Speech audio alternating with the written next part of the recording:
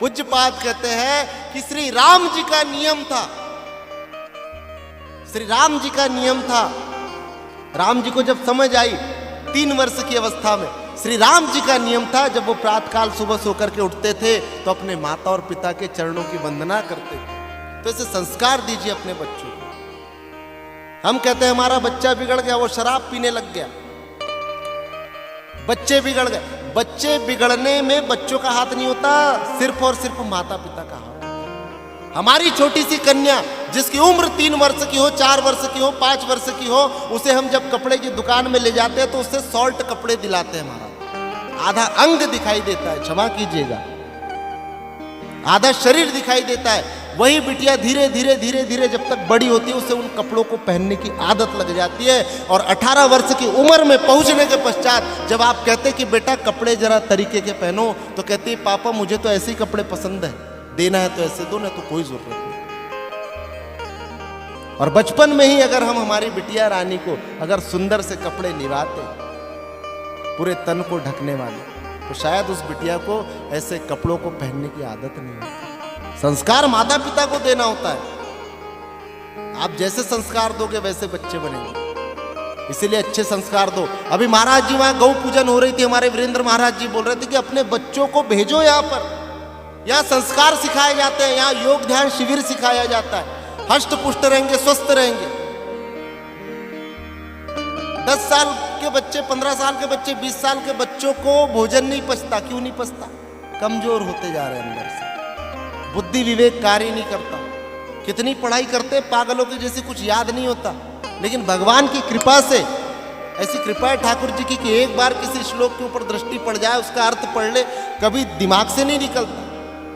तो दिव्यता भगवान कृष्ण देते हैं, चैतन्यता भगवान कृष्ण देते हैं। भगवान के 3 नाम मैंने बताए थे, सच्चिदानंद, सत्य, चित्त और आनंद। सत्य अर्थात सत्य का कभी विनाश नहीं होता, चित्त अर्थात ज्ञान, तो भगवान के पास ज्ञान का भी भंडार है। तो बच्चों को अच्छे संस्कार दीजिए।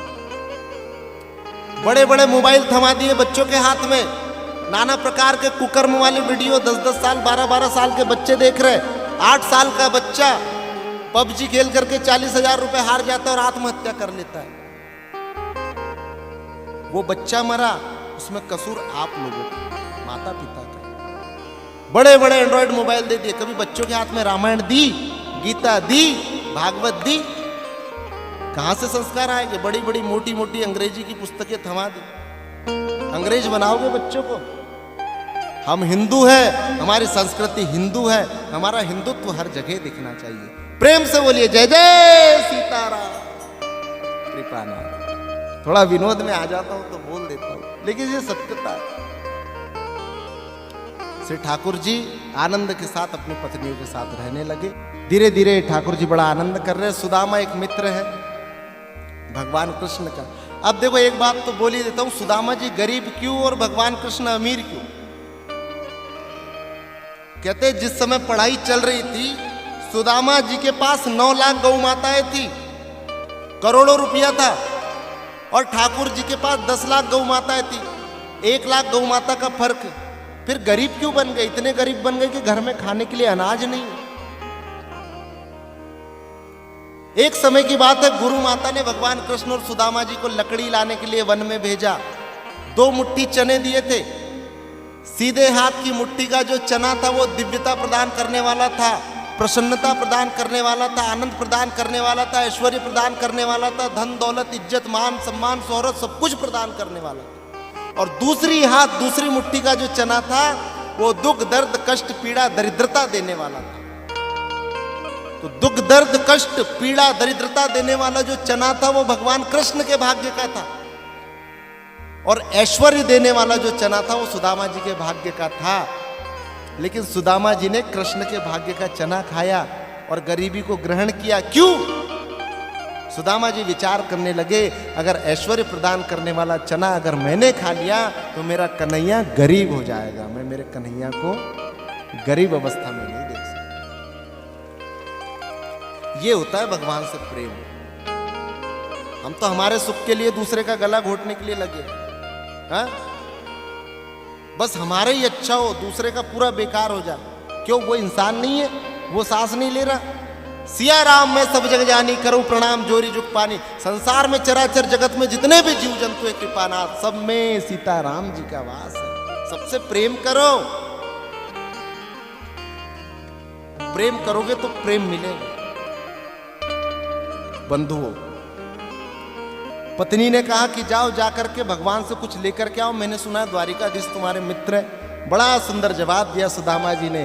कहने लगे सुशीला तू पागल हो गई है, बावरी हो गई है। मैंने कभी कृष्ण को कुछ दिया नहीं, और जब तक आप किसी को कुछ न दीजिएगा तब तक के आप उससे लेने के अधिकारी नहीं होते हो माता जी। जब दोगे तभी ना लोगे, लेने के लिए तो पहले देना होगा। बोले मैंने तो कभी कृष्ण को कुछ दिया नहीं। सुशीला कहने लगी प्रभु आप सत्य कह रहे हो, तो कम से कम कुछ लेने ना जाइए तो अपने मित्र से मिल करके आओ। सुदामा जी चले हैं, कहते हैं दूर नगरी बड़ी दूर नगरी, कैसे आऊं रे नंदलाला, कैसे आऊं रे गोपाला, गोकुल नगरी बड़ी दूर नगरी, बड़ी दूर नगरी। प्रणाम करता हूं, भजन को आगे बढ़ता हूं। पहुंचे, ठाकुर जी ने बड़ा स्वागत किया सुदामा जी का। 2 लोग की संपत्ति दी, सुदामा जी घर वापस आए। 3 मुट्ठी चावल लेकर के गए थे, 2 मुट्ठी ठाकुर जी ने खाए। 1 मुट्ठी जब खाने लगे तो श्री रुक्मणी जी ने हाथ पकड़ लिया। बोले प्रभु अगर ये भी दे दोगे तो फिर हम क्या करेंगे, फिर तो हमें भीख मांगना पड़ेगा, हम पे भी कृपा करो। 2 लोग की संपत्ति दी, आ गए वापस। धीरे धीरे भगवान कृष्ण 56 कोटि यदुवंशियों का परिवार हो गया। एक रानी से 10 पुत्र 1 कन्या, फिर उनसे 10 पुत्र 1 कन्या, फिर उनसे 10 पुत्र 1 कन्या।